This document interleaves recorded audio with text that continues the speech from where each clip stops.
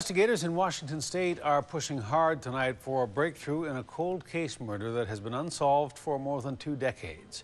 In 1987, Jay Cook and Tanya van Cuylenborg, a young couple from Victoria, took a road trip to Seattle running an errand.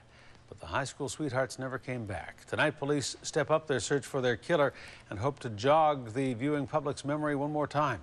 A News reporter Shachi Curl has the story. She was very caring and person. She, loved animals, and she was, very, very generous. Probably generous to a fault. 23 years is a long time to mourn a kid sister you were just starting to get to know better. Our relationship has certainly improved a lot in the last few years of her life as we both matured. But that is the loss John van Cuylenborg has lived with all his adult life. He was just 20 when his 18-year-old sister Tanya became a victim in a horrific double murder that remains unsolved.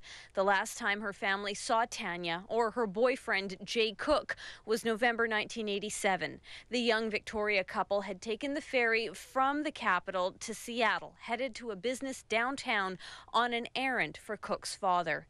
It's believed they slept in Cook's van overnight, waiting for the business to open the next morning, but no one seems to know what happened after that. On November 24th, Tanya's body was discovered in northern Snohomish County in Washington state. She had been raped and shot, her hands bound by plastic zap straps. 2 days later, 20-year-old Jay Cook's body was also discovered. He had been strangled. They could have been a serial rapist or killer based on the planning that they put into this and the kit that they brought with them. Washington state detectives say new advances in DNA technology are providing more information, just not the name of the killer yet. We have DNA from the crime scene that was not identified. So there's been serial killers and others that have had their DNA taken that have all been ruled out.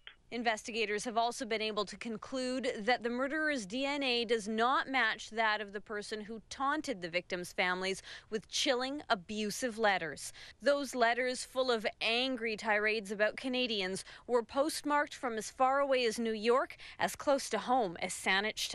So we don't know now if we've got more than one offender that committed this crime, or if we have one offender and a crackpot who's writing the letters.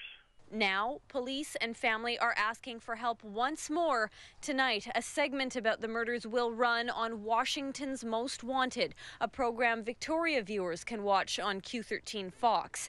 They are hoping for the one lead that's finally needed to solve this case. It's never too late to try to solve this and prevent it from happening again. So that 2 grieving families and 2 young victims are finally granted the justice they seek. In Victoria, Shachi Curl, A News.